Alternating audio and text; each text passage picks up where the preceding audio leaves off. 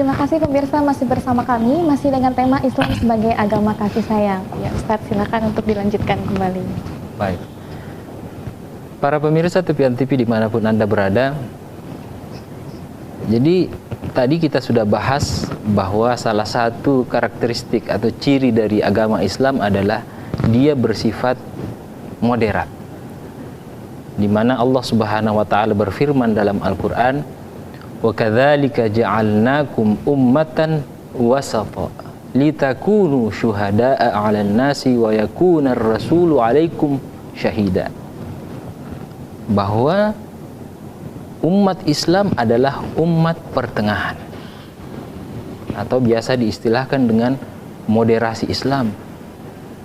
Tujuannya apa? Litakunu syuhada'a 'alan nas, agar kalian bisa menjadi saksi kepada seluruh umat manusia.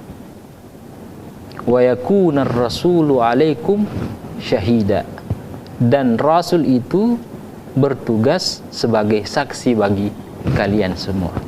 Jadi Islam sebenarnya kalau diibaratkan kita sedang berjalan di sebuah jembatan, sedangkan di kiri dan kanan jembatan ada jurang, maka hendaknya kita agar bisa selamat sampai tujuan di tengah jalan, jangan sekali-kali jalannya terlalu ke kiri atau terlalu ke kanan. Nah, begitu pula orang yang misalnya sedang berbicara di tengah khalayak umum, posisi yang paling bagus adalah di tengah, supaya mereka bisa melihat si pembicara. Nah, begitulah sebenarnya Islam. Dia tidak boleh terlalu ke kiri, dia juga tidak boleh terlalu ke kanan. Jadi dalam beragama Islam, kita tidak perlu menjadi muslim yang terlalu kaku, yang radikal. Karena kalau kita terlalu keras, terlalu kaku, terlalu radikal, terkadang membawa seseorang menjadi ekstrim. Nah, disinilah banyak terjadi radikalisasi agama. Jadi banyak orang yang membawa nama agama sedangkan kelakuannya radikal. Nah, meskipun demikian, kita juga tidak boleh menjadi liberal seliberal-liberalnya. Jadi terlalu menggampangkan sesuatu, terlalu mempermudah sesuatu. Karena Islam itu memang mudah, tapi jangan sampai dimudah-mudahkan. Nah, jadi yang dimaksud dengan Islam yang moderat atau moderasi Islam adalah kita dalam beragama atau sebagai muslim hendaknya kita memberikan bagian yang proporsional antara kehidupan dunia dan kehidupan akhirat. Jadi memberikan bagian yang proporsional antara kehidupan dunia dan akhirat. Makanya i'mal li dunyaka ka'annaka ta'ishu abada wa'mal li akhiratika ka'annaka tamutu gada. Ini bagus sekali ini. Lakukanlah aktivitas keduniaanmu seolah-olah engkau akan hidup selamanya, tidak akan meninggal, tidak akan mati. Tetapi kalau yang berkaitan dengan kehidupan akhirat, maka yakinlah seolah-olah engkau akan wafat di hari esok.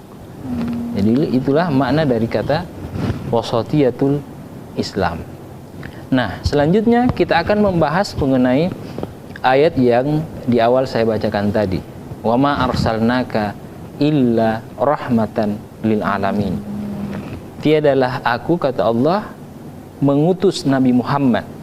Jadi lawan bicaranya di sini Nabi Muhammad. Kecuali sebagai rahmat, berkasih sayang kepada seluruh alam. Nah, saya ingin menggarisbawahi dulu dua kata dalam ayat ini, yaitu kata ma dan illa. Ma itu artinya tidak, illa artinya kecuali. Jadi tidak mengutus Nabi Muhammad kecuali sebagai rahmat bagi seluruh alam. Nah, dalam bahasa Arab, para pemirsa, ini diistilahkan dengan gaya bahasa al-hasr atau gaya bahasa batasan. Dan ini banyak disebutkan di dalam Al-Quran. Misalnya, wa ma khalaqtul jinna wal insa illa liya'budun. Saya tidak menciptakan manusia dan bangsa jin kecuali untuk menyembah kepada aku. Atau misalnya, wa ma Muhammadun illa rasul. Tiadalah Nabi Muhammad itu kecuali seorang rasul. Dan termasuk dalam ayat surah Al-Anbiya ini, wa ma arsalnaka illa rahmatan lil alamin. Jadi maksudnya apa, para pemirsa sekalian?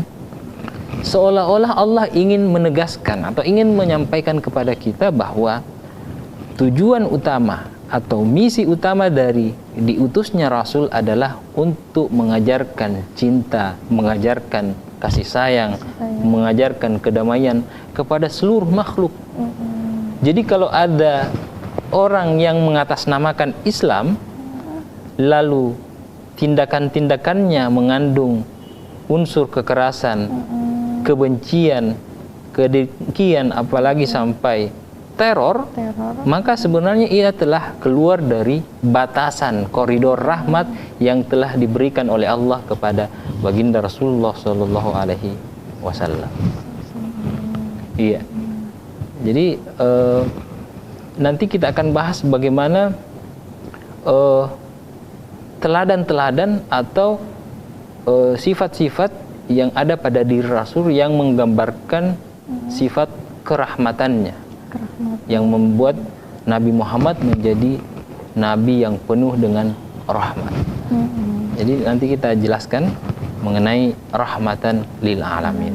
Sangat luar biasa sekali Ustaz ya, Nabi Muhammad ini. Beliau memberikan rahmat, dan bahkan sesama musuh sekalipun juga Rasulullah ini tidak ada kebencian dan kedengkian ya Ustaz ya. Betul. Makanya di ayat ini dikatakan al-alamin, pada seluruh alam, seluruh makhluk.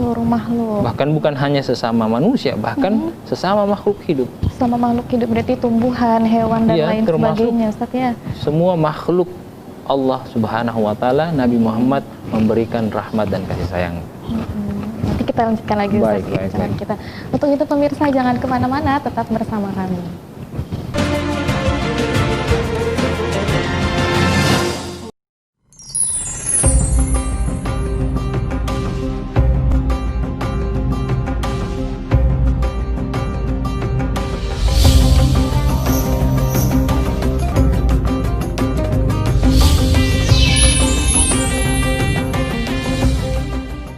أعوذ بالله من الشيطان الرجيم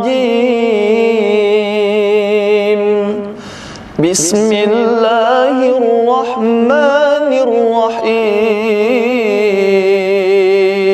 Astagfirullahaladzim. Den apa lagi? Ini tuh sudah sore, bentar lagi buka. Kenapa kamu lihat foto cewek terus? Ini beda, ini berjilbab sekarang. Ya, tetap aja jangan lihat foto cewek. Daripada kamu lihat foto cewek, ini kamu ngaji. Bentar lagi nih buka. Atau kamu zikir aja deh. Daripada ngeliatin foto-foto kayak gitu. Enggak juga dia mau. Terima kasih pemirsa, masih bersama kami, masih dengan tema Islam sebagai agama kasih sayang. Ya Ustaz, silakan untuk dilanjutkan kembali. Baik. Para pemirsa TVN TV dimanapun Anda berada, jadi tadi kita sudah bahas bahwa salah satu karakteristik atau ciri dari agama Islam adalah dia bersifat moderat. Di mana Allah Subhanahu wa taala berfirman dalam Al-Qur'an, "Wa kadzalika ja'alnakum ummatan wasata litakunu syuhada'a 'alan nasi wa yakuna ar-rasulu 'alaikum syahida." Bahwa umat Islam adalah umat pertengahan, atau biasa diistilahkan dengan moderasi Islam. Tujuannya apa? Litakunu syuhada'a 'alan nas, agar kalian bisa menjadi saksi kepada seluruh umat manusia. Wa yakunar rasulu 'alaikum syahida, dan rasul itu bertugas sebagai saksi bagi kalian semua. Jadi Islam sebenarnya kalau diibaratkan kita sedang berjalan di sebuah jembatan, sedangkan di kiri dan kanan jembatan ada jurang, maka hendaknya kita agar bisa selamat sampai tujuan di tengah jalan, jangan sekali-kali jalannya terlalu ke kiri atau terlalu ke kanan. Nah, begitu pula orang yang misalnya sedang berbicara di tengah khalayak umum. Posisi yang paling bagus adalah di tengah, supaya mereka bisa melihat si pembicara. Nah, begitulah sebenarnya Islam. Dia tidak boleh terlalu ke kiri, dia juga tidak boleh terlalu ke kanan. Jadi dalam beragama Islam, kita tidak perlu menjadi muslim yang terlalu kaku, yang radikal. Karena kalau kita terlalu keras, terlalu kaku, terlalu radikal, terkadang membawa seseorang menjadi ekstrim. Nah, disinilah banyak terjadi radikalisasi agama. Jadi banyak orang yang membawa nama agama sedangkan kelakuannya radikal. Nah, meskipun demikian, kita juga tidak boleh menjadi liberal seliberal-liberalnya. Jadi terlalu menggampangkan sesuatu, terlalu mempermudah sesuatu. Karena Islam itu memang mudah, tapi jangan sampai dimudah-mudahkan. Nah, jadi yang dimaksud dengan Islam yang moderat atau moderasi Islam adalah kita dalam beragama atau sebagai muslim hendaknya kita memberikan bagian yang proporsional antara kehidupan dunia dan kehidupan akhirat. Jadi memberikan bagian yang proporsional antara kehidupan dunia dan akhirat. Makanya i'mal lidunyaka ka'annaka ta'ishu abada wa'amal li akhiratika ka'annaka tamutu gada. Ini bagus sekali ini. Lakukanlah aktivitas keduniaanmu seolah-olah engkau akan hidup selamanya, tidak akan meninggal, tidak akan mati. Tetapi kalau yang berkaitan dengan kehidupan akhirat, maka yakinlah seolah-olah engkau akan wafat di hari esok. Jadi itulah makna dari kata wasatiyatul Islam. Nah, selanjutnya kita akan membahas mengenai ayat yang di awal saya bacakan tadi. Wa ma arsalnaka illa rahmatan lil alamin. Tiadalah aku, kata Allah, mengutus Nabi Muhammad. Jadi lawan bicaranya di sini Nabi Muhammad. Kecuali sebagai rahmat, berkasih sayang kepada seluruh alam. Nah, saya ingin menggarisbawahi dulu dua kata dalam ayat ini, yaitu kata ma dan illa. Ma itu artinya tidak, illa artinya kecuali. Jadi tidak mengutus Nabi Muhammad kecuali sebagai rahmat bagi seluruh alam. Nah, dalam bahasa Arab, para pemirsa, ini diistilahkan dengan gaya bahasa al-hasr atau gaya bahasa batasan. Dan ini banyak disebutkan di dalam Al-Quran. Misalnya, wa ma khalaqtul jinna wal insa illa liya'budun.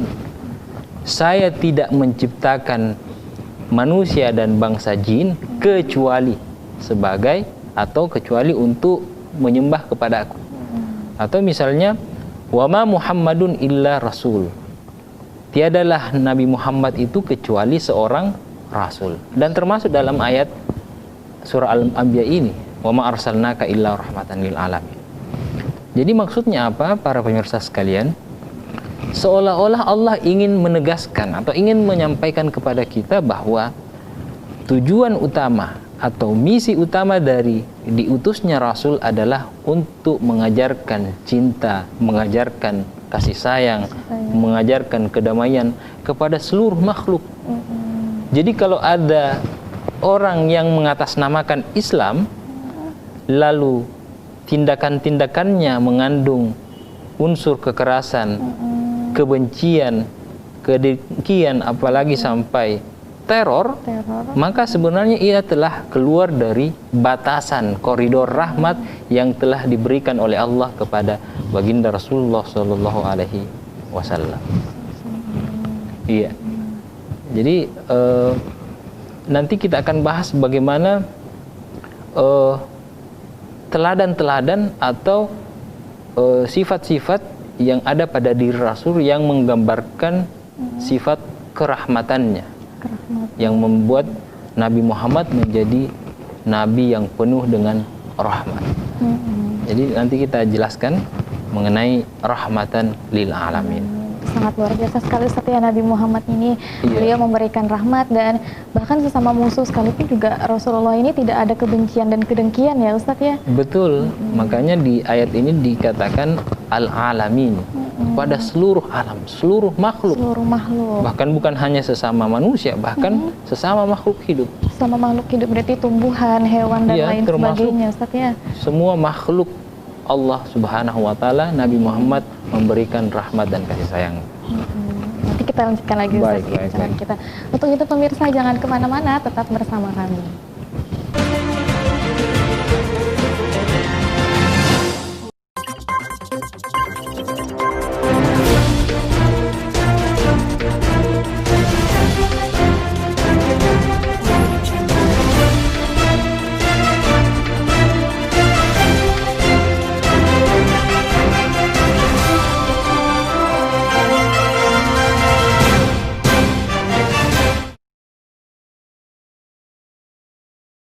Assalamualaikum warahmatullahi wabarakatuh. Apa kabar hari ini pemirsa? Fuad News kembali hadir menjumpai Anda. Bersama saya Novia Sarip.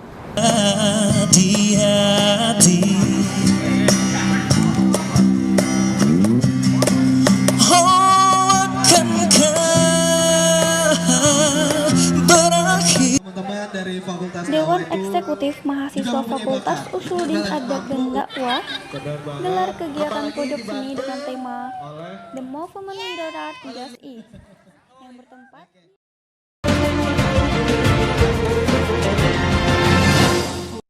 Terima kasih pemirsa, masih bersama kami, masih bersama dengan Ustadz Fuad Fansuri. Nah, disilakan Ustadz untuk kembali melanjutkan. Iya. Jadi kalau kita mau melihat akhlak dari baginda Rasulullah Shallallahu Alaihi Wasallam yang mencerminkan bagaimana beliau betul-betul menyebarkan kasih sayang kepada seluruh makhluk, bukan hanya kepada manusia, bahkan kepada seluruh alam.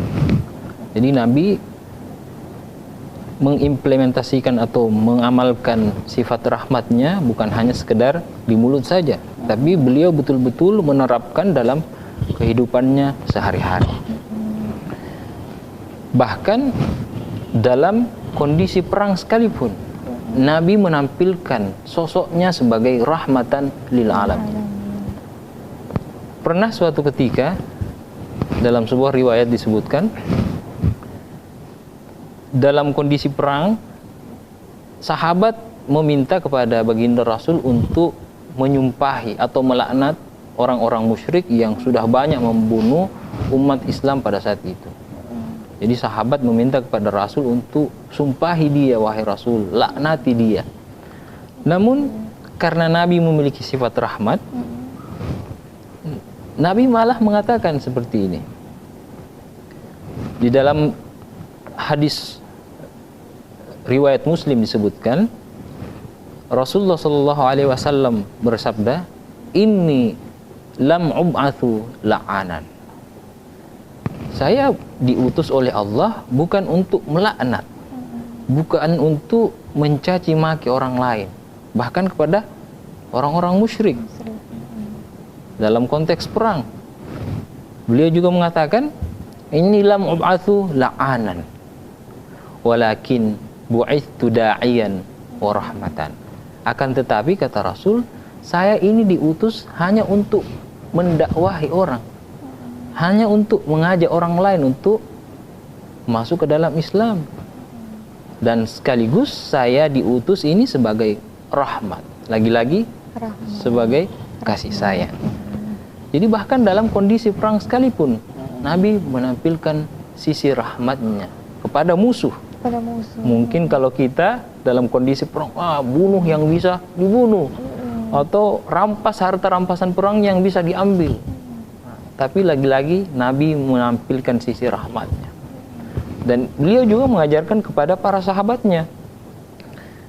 Di riwayat yang lain disebutkan, sahabat ketika mereka ingin pergi berperang ke suatu daerah, Nabi selalu berpesan kepada tentara-tentaranya yang ingin berperang ke daerah yang lain atau ingin menyebarkan Islam.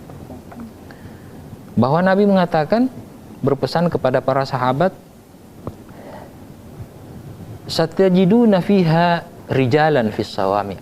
Nanti kalau kamu pergi berperang ke suatu daerah, kamu akan menemukan para pendeta yang sedang beribadah, jangan diganggu, kata Nabi. La ta'ridu lahum. Jangan diganggu. Kalau ada yang sedang beribadat di tempat peribadatan mereka, jangan diganggu. Wala taqtulu imra'atan. Jangan sekali-kali membunuh wanita. Wala taqtulu sobiyan. Jangan juga membunuh anak kecil. Wala taqtulu syaiban. Dan jangan membunuh orang tua yang sudah tua renta. Wala tahdimu buyutan. Dan jangan menghancurkan bangunan-bangunan, rumah-rumah. Jadi susah juga memang ya. Kalau kita pergi berperang dilarang membunuh ini, ya begitulah sifat baginda Rasulullah SAW yang betul-betul menampilkan sisi-sisi rahimnya. Nah, ini dia. Jadi baginda Rasul adalah salah satu atau satu-satunya nabi di dalam Al-Quran yang Allah memanggil beliau dengan dua sifat Allah secara sekaligus. Dua sifat Allah. Ya. Jadi hanya Nabi Muhammad sallallahu alaihi ini salah satu bentuk keutamaan beliau dibanding nabi-nabi yang lain. Beliau mendapatkan julukan Rauf dan Rahim. Di dalam surah At-Taubah, di akhir surah At-Taubah, Allah Subhanahu wa taala berfirman, laqad ja'akum rasulun min anfusikum azizun 'alaihi ma 'anittum harisun 'alaikum bil mu'minina raufun rahim. Telah datang kepada kamu atau telah mendatangimu seorang rasul, yaitu Nabi Muhammad sallallahu alaihi wasallam. Azizun 'alaihi ma 'anittum. Beliau itu sebenarnya merasa berat. Jadi ibarat yang orang yang sedang memikul sesuatu, merasa berat. Azizun 'alaihi ma 'anittum. Jadi seolah-olah Rasul merasakan apa yang dirasakan oleh umatnya berupa penderitaan misalnya. Azizun 'alaihi ma 'anittum harisun 'alaikum. Nabi juga sangat ingin kita bisa selamat, bukan hanya di dunia, terutama nanti di hari kemudian. Makanya nanti beliau akan memberikan syafaat kepada umat-umatnya. Bil mu'minina raufun rahim. Dan kepada orang-orang yang beriman, Nabi berlaku rauf dan rahim. Nah, secara singkat, rauf itu adalah Nabi memiliki sifat lemah lembut. Lemah lembut, rauf. Sedangkan rahim, Nabi memiliki sifat berkasih sayang. Padahal kalau kita melihat rauf dan rahim ini adalah salah satu di antara sifat-sifatnya Allah, tapi disandingkan kepada Nabi Muhammad sallallahu alaihi wasallam. Ini menunjukkan kemuliaan beliau dibanding nabi-nabi yang lain. Berarti sangat luar biasa sekali Nabi Muhammad nih ya Ustaz. Sampai sifat Allah sendiri pun diberikan kepada Nabi Muhammad daripada nabi-nabi yang lain. Iya, betul. Oke ya Ustaz, nanti kita kembali melanjutkan lagi ya Ustaz ya. Baik, insyaallah. Untuk itu pemirsa jangan kemana-mana, kami akan segera kembali.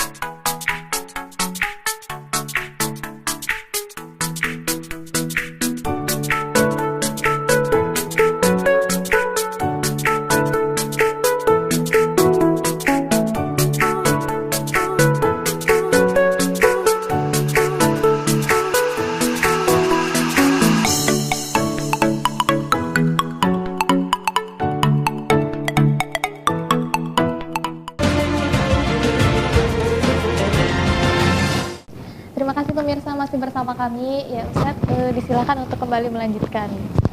Baik. Jadi kita tadi sudah membahas mengenai makna kata Islam, kemudian rahmat, dan yang terakhir al-alamin. Wa ma arsalnaka illa rahmatan lil alamin. Apa yang dimaksud dengan al-alam?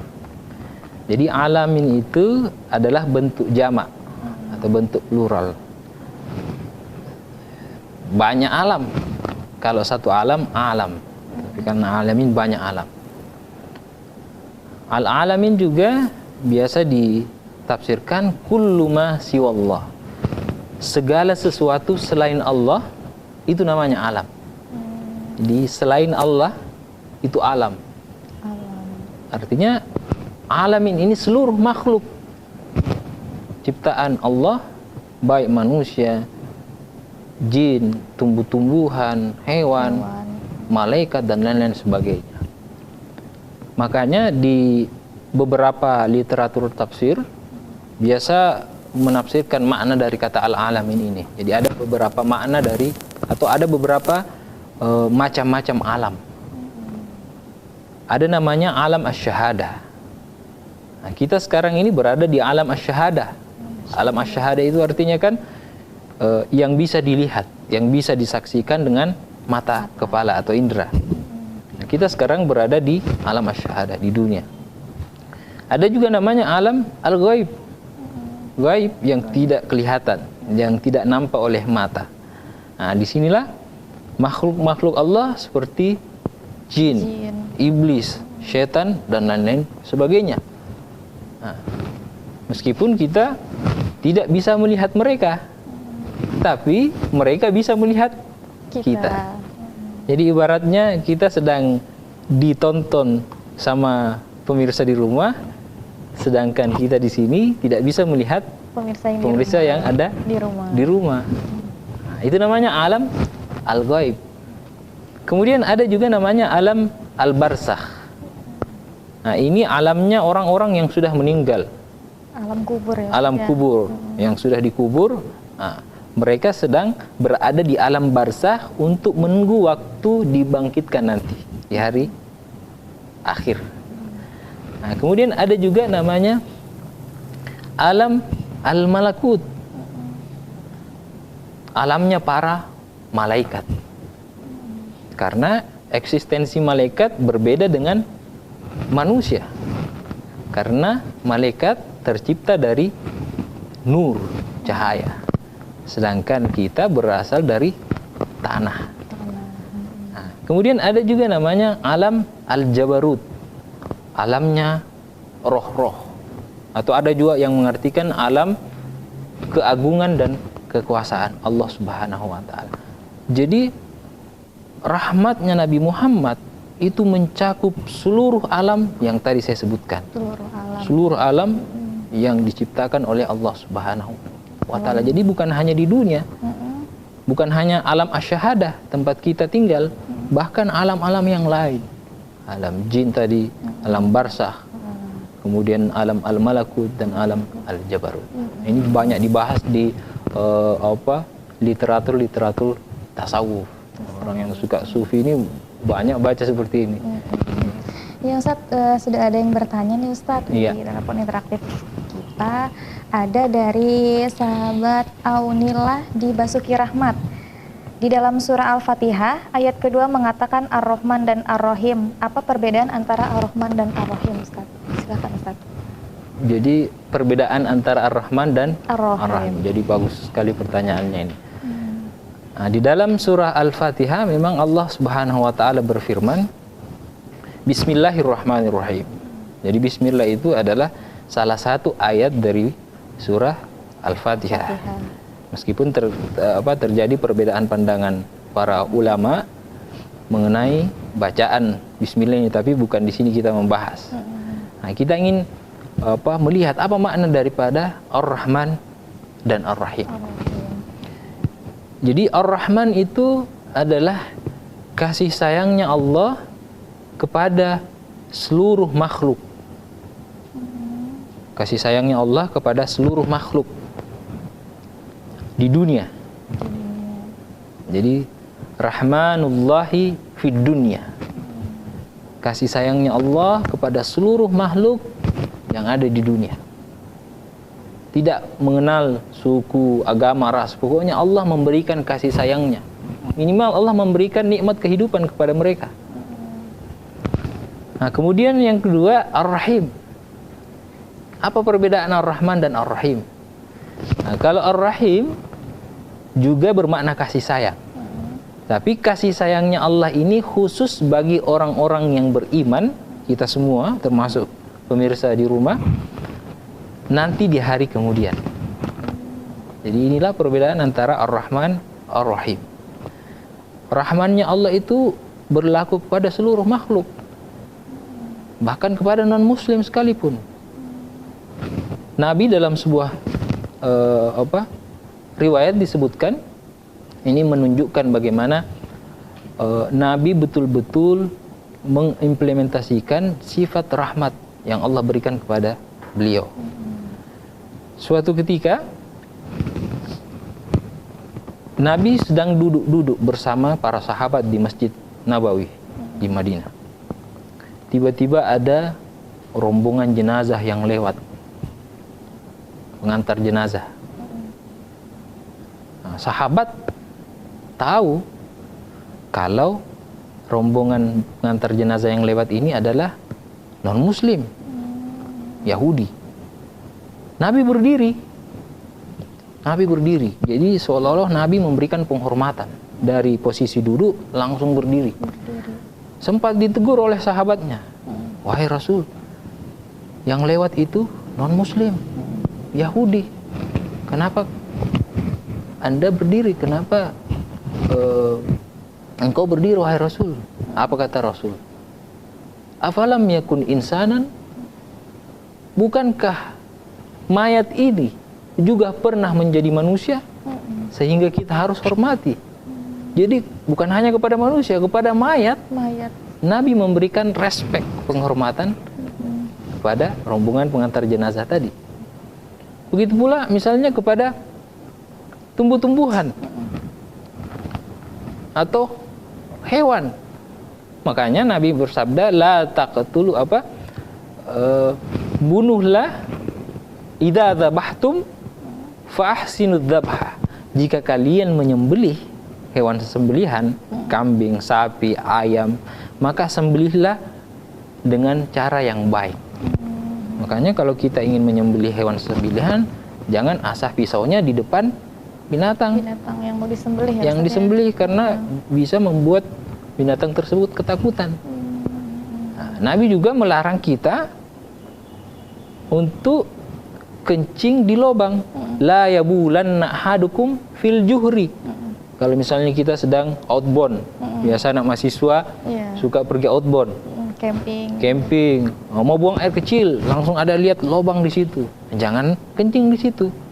Karena boleh jadi di dalam lubang itu ada binatang, semut misalnya, yang sedang misalnya mengadakan acara, tiba-tiba kita kencing, wah, menghancurkan acara mereka.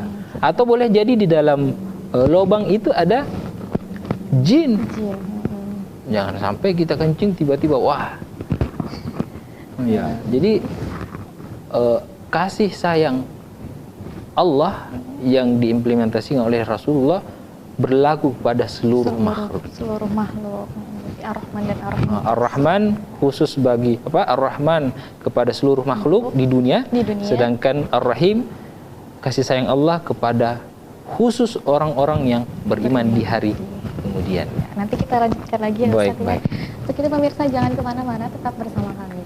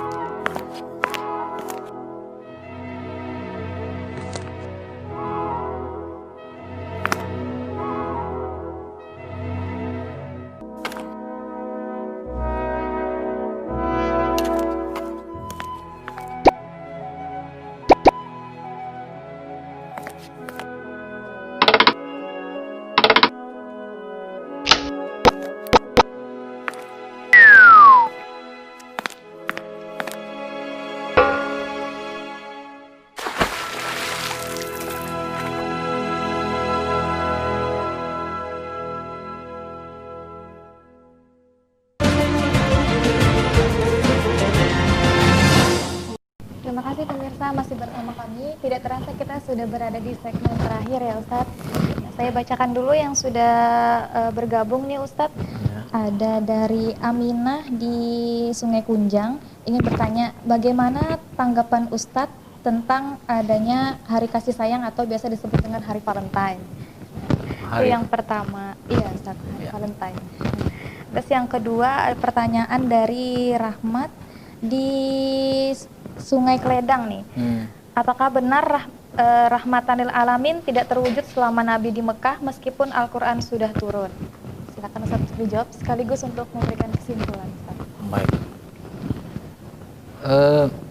Mengenai hari Valentine.